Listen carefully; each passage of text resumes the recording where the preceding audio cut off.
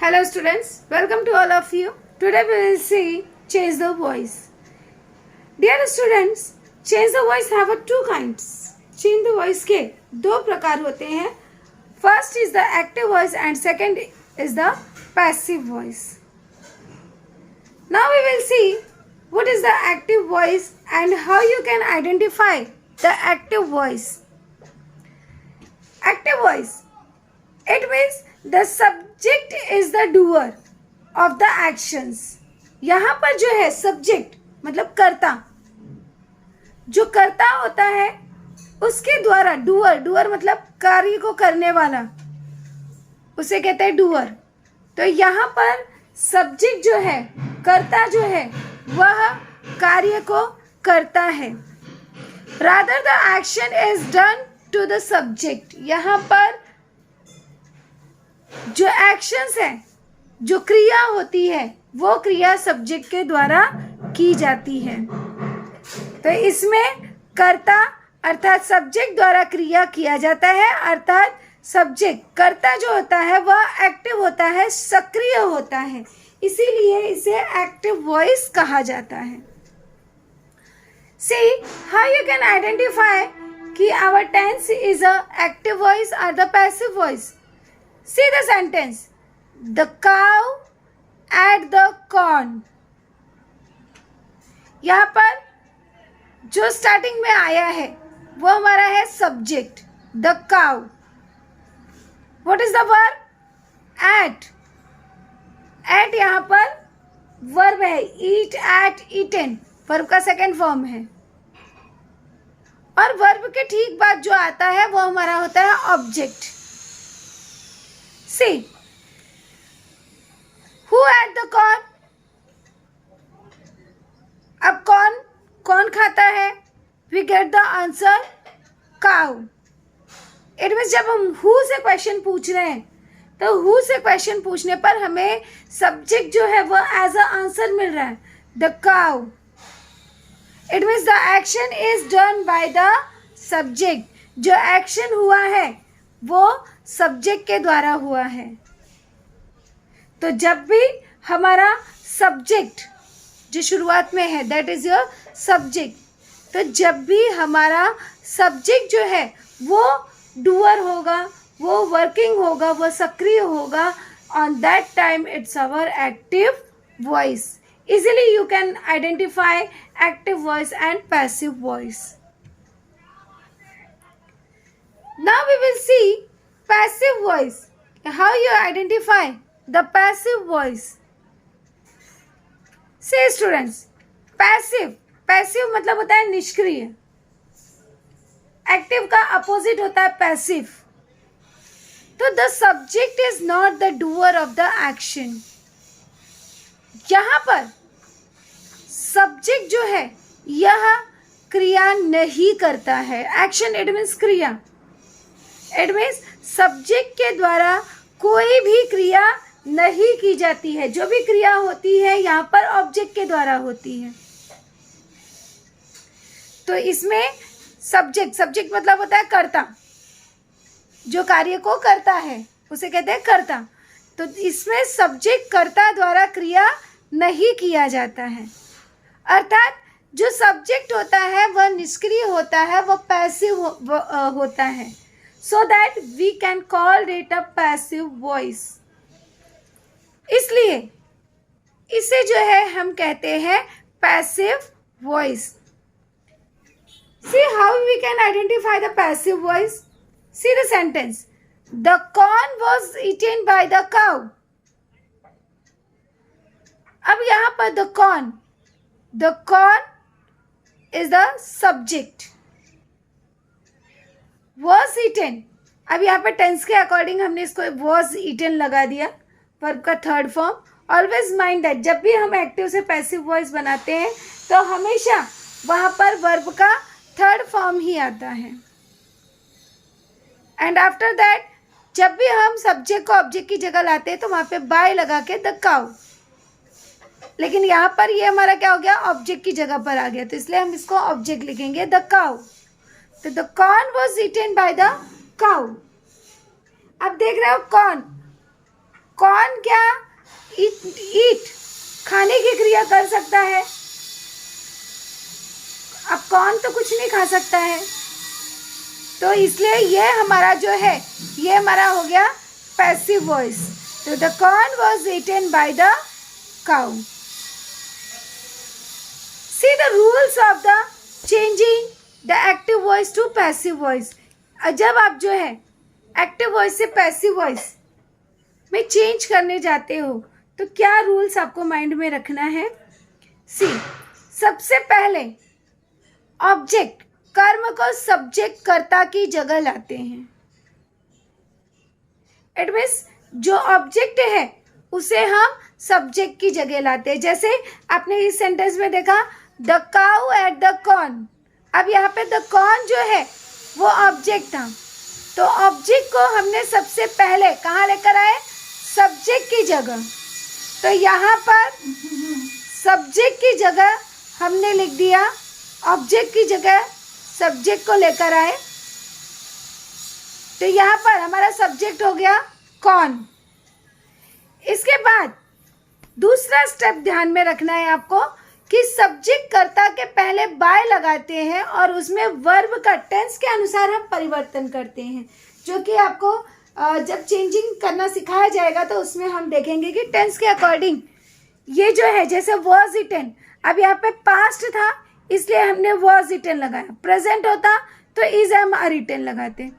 लेकिन हमेशा ध्यान में रखो कि यहाँ पर वर्ब का थर्ड फॉर्म ही होता है। जब भी हम एक्टिव से पैसिव वॉइस करते हैं तो पैसिव वॉइस में we always use a verb third form. उसके बाद बाय लगाना है और बाय लगाकर ही सब्जेक्ट को ऑब्जेक्ट की प्लेस पर लेकर आना है। तो यहाँ पे हमने लिख दिया बाय द काउ। तो ये आपको ध्यान में रखना है कि सब्जेक्ट को ऑब्जेक्ट की जगह, ऑब्जेक्ट को सब्जेक्ट की जगह हमें लेकर आना है। और वर्ब में टेंस के अकॉर्डिंग उसमें हमें देखना है कि कौन सा हेल्पिंग वर्ब हम यूज करेंगे। सिंपली चेंज द वॉइस करते समय आपको ये रूल याद रखना है कि सबसे पहले हम जो है ऑब्जेक्ट लिखते हैं। ये रूल सभी को माइंड में रखना है और ये रूल अगर आप याद रखते हो तो आपका कभी भी चेंज द वॉइस रॉन्ग नहीं होगा। सबसे पहले आपको ऑब्जेक्ट लिखना है, इट मीन्स सब्जेक्ट की जगह से, सब्जेक्ट की जगह जो हमारा ऑब्जेक्ट है उसे उठाकर लिखना है। प्लस उसके बाद तुरंत हेल्पिंग वर्ब आना चाहिए। तो टेंस के अकॉर्डिंग हम सीखेंगे कि क्या हेल्पिंग वर्ब हम यूज करेंगे, तो वो हेल्पिंग वर्ब हम लगाएंगे। उसके बाद वर्ब का फॉर्म या वर्ब का थर्ड फॉर्म, अब यहाँ पे हम ये भी लिख देते हैं क्योंकि ऑलवेज जो है हम एक्टिव से पैसिव वर्ब बनाते समय वर्ब का थर्ड फॉर्म ही लिखते हैं। तो वर्ब का थर्ड फॉर्म ध्यान में रखो, वर्ब का थर्ड फॉर्म जैसे आप लिखते हो टेक, टुक, टेकन। अब टेकन जो है वो थर्ड फॉर्म हो गया। गिव, गेव, गिवन, अब यहाँ पे गिवन थर्ड फॉर्म हो गया। तो इसके लिए जरूरी है कि आपको वर्ब के फॉर्म पता होने चाहिए। प्लस एक्स्ट्रा वर्ड, अब एक्स्ट्रा वर्ड इट मींस जो हमारा प्रीपोजिशन से शुरू होता है वो हमारा एक्स्ट्रा वर्ड होता है। आगे के एग्जाम्पल्स में आप देखोगे कि किस तरह से आपको एक्स्ट्रा वर्ड भी आइडेंटिफाई करना है। एक्स्ट्रा वर्ड या उसे हम कहते हैं रिमेनिंग सेंटेंस, कि जो बच जाता है, सब्जेक्ट, ऑब्जेक्ट और वर्ब के अलावा जो वर्ड्स बच जाते हैं उसे हम कहते हैं एक्स्ट्रा वर्ड या रिमेनिंग सेंटेंस। तो उसके तुरंत बाद हमें एक्स्ट्रा वर्ड लिखना है और लास्ट में बाय लगाकर हमें सब्जेक्ट लिखना है। तो ये रूल आपको याद रखना है कि जब भी हम पैसिव वॉइस बनाते हैं, ध्यान में रखिए, पैसिव बनाते समय हमें यही रूल फॉलो अप करना है। Object plus helping verb plus verb का third form plus extra word plus by plus subject.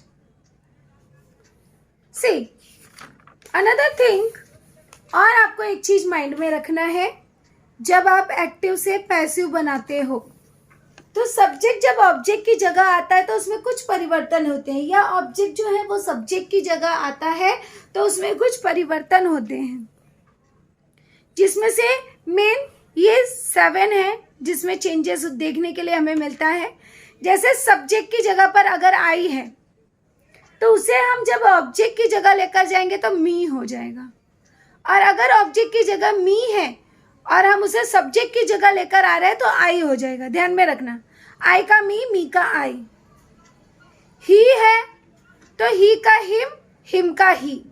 अगर आपके सेंटेंस में ही दिखता है तो वहां पर जब आप उसे ऑब्जेक्ट से सब्जेक्ट की जगह लेकर जाएंगे, या सब्जेक्ट में अगर ही है तो अगर वो ऑब्जेक्ट की जगह जाता है तो बाय हिम हो जाएगा। लेकिन अगर वहां पे हिम है और वो सब्जेक्ट की जगह आता है तो उसका ही हो जाएगा। तो ये ध्यान में रखना है। शी है तो शी का हर का शी। दे है, दे का देम अगर वर्ड आ गया आपको ऑब्जेक्ट की जगह और आप उसे सब्जेक्ट की जगह लेकर आ रहे हो तो उसका चेंजेस दे हो जाएगा। वी है तो वी का अस का वी। यू है तो यू का यू ही रहेगा। ध्यान में रखो, अगर सब्जेक्ट की जगह पे किसी का नाम है या यू है तो यू का यू ही रहेगा, या नाम दिया है तो नाम का नाम ही रहेगा। उसमें हमें कोई भी चेंजेस नहीं करना है। अगला है इट। अब अगर इट है तो इट का इट ही होगा। तो ये चीज आपको ध्यान में रखना है। आई का मी का आई। ही का हिम का ही। शी का हर का शी। दे का देम का दे। वी का अस का वी। और यू का यू, इट का इट। और किसी का नाम आता है तो नाम का नाम ही हम लिखेंगे। चलिए अब हम टेंस के अकॉर्डिंग देखते हैं। Now we will see some examples and see how we can change it into passive voice.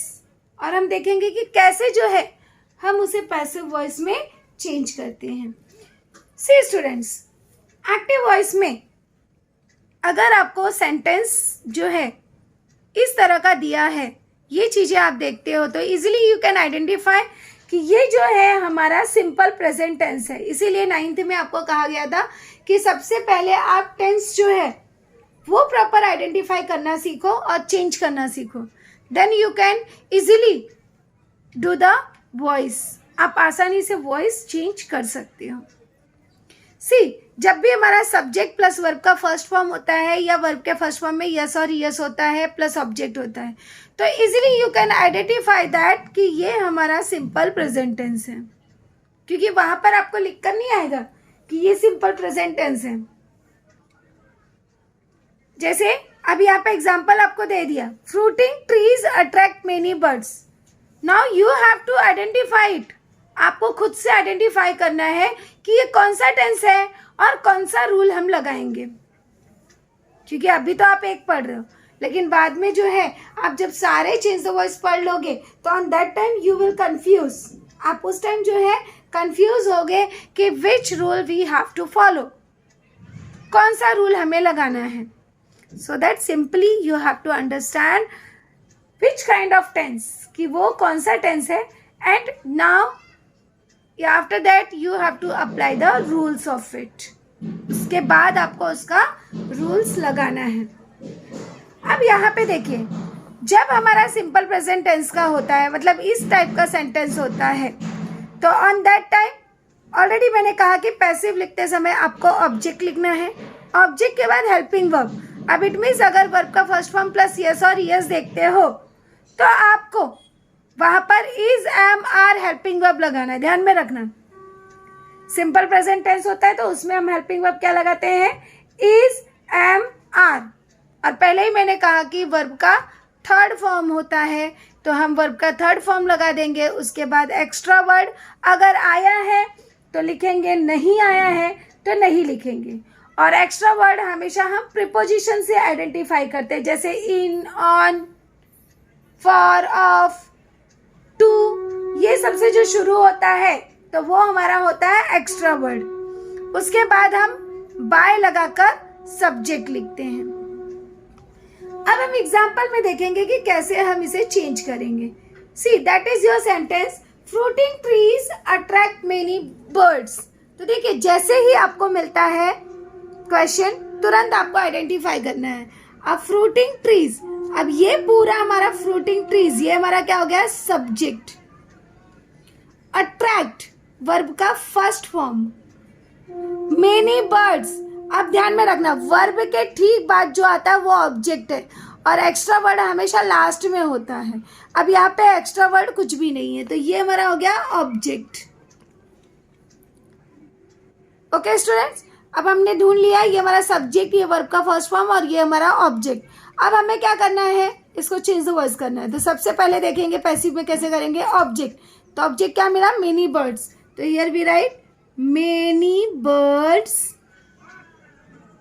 अब देखिए मेनी बर्ड्स ऑलरेडी टेंस में आप सीख चुके हो कि प्लूरल होता है तो हम आर हेल्पिंग वर्ब लगाते हैं, आई के साथ एम लगाते हैं, सिंगुलर के साथ में इज लगाते हैं। तो यहाँ पे क्या हो जाएगा, मेनी बर्ड्स आर। अब helping verb is am are में से क्या लगाएंगे, मेनी बर्ड्स के साथ में आर। अट्रैक्ट, अट्रैक्ट का थर्ड फॉर्म क्या हो जाएगा, attracted. Many birds are attracted. अब फ्रूटिंग ट्रीज सब्जेक्ट है, तो सब्जेक्ट को जब हम ऑब्जेक्ट की जगह लाते हैं तो बाय लिखकर तब लेकर आना है। यहाँ पर एक्स्ट्रा वर्ड कुछ नहीं है तो नहीं लिखेंगे हम। अब यहाँ पे अट्रैक्टेड बाय फ्रूटिंग ट्रीज। तो इस तरह से हमने इसका पैसिव वॉइस चेंज कर दिया। और क्लियर करने के लिए हम और एग्जांपल्स देखते हैं। I find happiness in every small things. See, अब यहाँ पे आई, सबसे पहले आपको यही करना है कि subject, object, verb, extra word, ये चार चीजें पहले आपको ढूंढ लेनी है। अब आई क्या हो गया यहाँ पर, सब्जेक्ट। फाइंड वर्ब का फर्स्ट फॉर्म।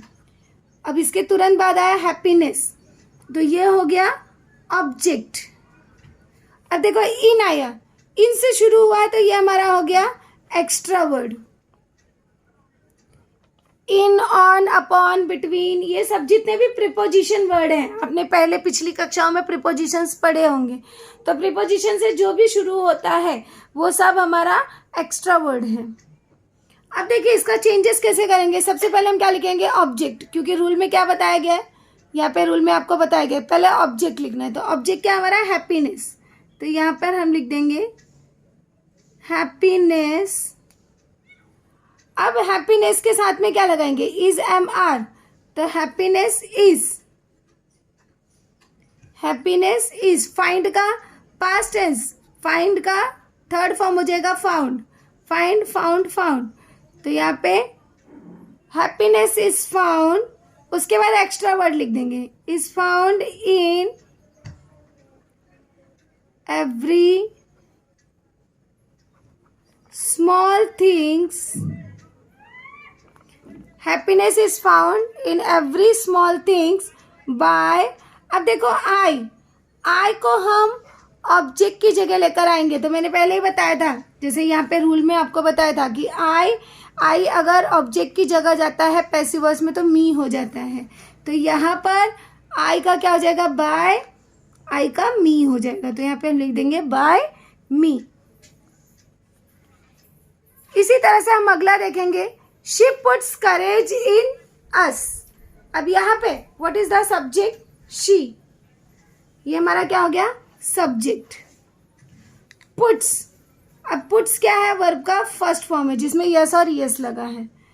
करेज क्या हो गया हमारा, ऑब्जेक्ट। और in us, that is our extra word. अब यहाँ पे जब हम चेंज करेंगे तो क्या लिखेंगे, करेज इज। अब पुट का तीनों फॉर्म पुट ही होता है, तो courage is put in us by she का क्या हो जाएगा, हर, बाय हर। अब ये हर कहाँ से आया, जैसे मैंने आपको पहले ही यहाँ पर बताया था कि शी अगर सब्जेक्ट की जगह है उसे हम ऑब्जेक्ट की प्लेस पर लेकर जाते हैं तो वहां पे हो जाता है हर, तो इसलिए शी का हर हो गया। अब इसी कड़ी में हम आगे देखते हैं, we want a few mad people now. अब यहाँ पे सब्जेक्ट क्या है, वी, वॉन्ट वर्ब का first form, a few mad people, अब ये पूरा अ फ्यू मैड पीपल, पागल आदमी, अब ये पूरा वर्ड एक ही है, तो ये हमारा हो गया ऑब्जेक्ट, और ये नाउ जो है ये हो गया एक्स्ट्रा वर्ड।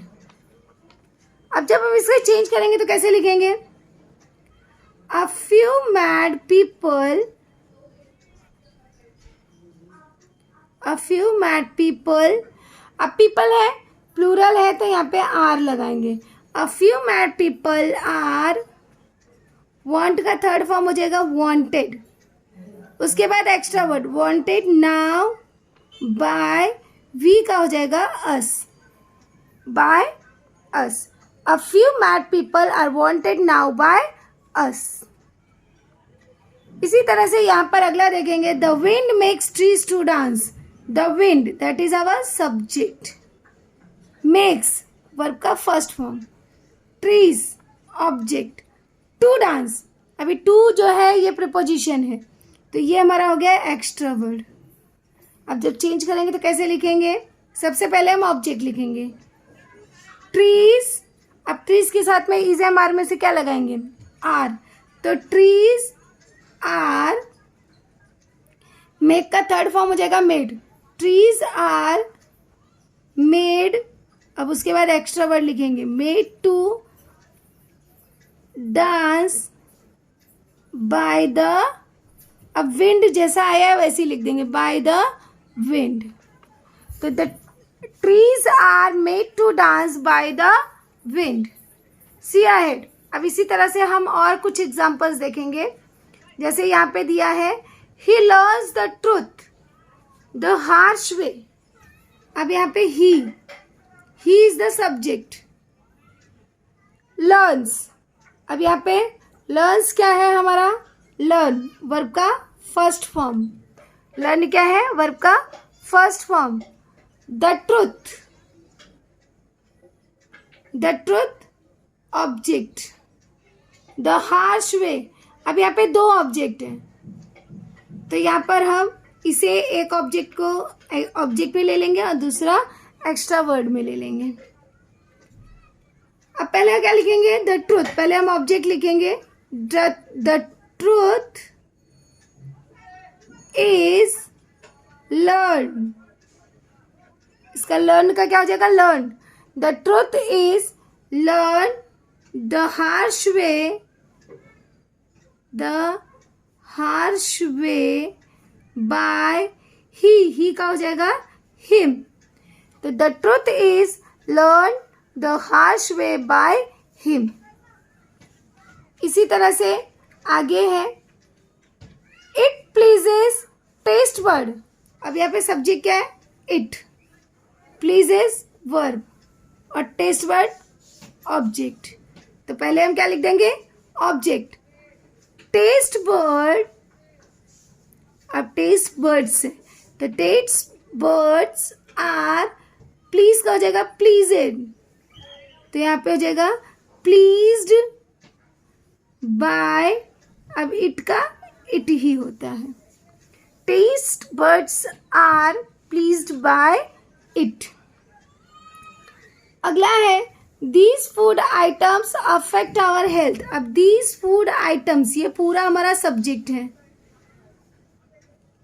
अफेक्ट वर्ब का फर्स्ट फॉर्म, आवर हेल्थ ये हमारा हो गया ऑब्जेक्ट, तो यहाँ पे सबसे पहले हम ऑब्जेक्ट लिखेंगे, इसमें कोई चेंजेस नहीं करेंगे, आवर हेल्थ, अब यहाँ पे लिखेंगे is, our health is affected, affect का थर्ड फॉर्म हो गया affected, is affected, extra word है नहीं तो नहीं लिखेंगे, अफेक्टेड बाय, उसके बाद सब्जेक्ट लिख देंगे बाय दीज फूड आइटम्स। इसके बाद अगला देखेंगे ही होल्ड सेवरल रिकॉर्ड्स, अभी he is the subject, holds verb का first form, several records object, अब यहाँ पे क्या आ जाएगा answer? Several records are, hold का होता है हेल्ड, थर्ड फॉर्म होता है हेल्ड, तो several records are held by, he का हो जाएगा हिम। इसी तरह से नेक्स्ट देखेंगे, these food items definitely fill our stomach. तो these food items that is our subject, definitely fill, अब फिल के साथ में डेफिनेटली आया हुआ है यहाँ पे फिल, तो ये हो गया वर्ब, आवर स्टमक्स ऑब्जेक्ट। तो यहाँ पे पहले क्या लिखेंगे, आवर स्टमक्स आर, स्टमक से, स्टमक होता तो इज, स्टमक से तो are, our stomachs are definitely filled by these food items.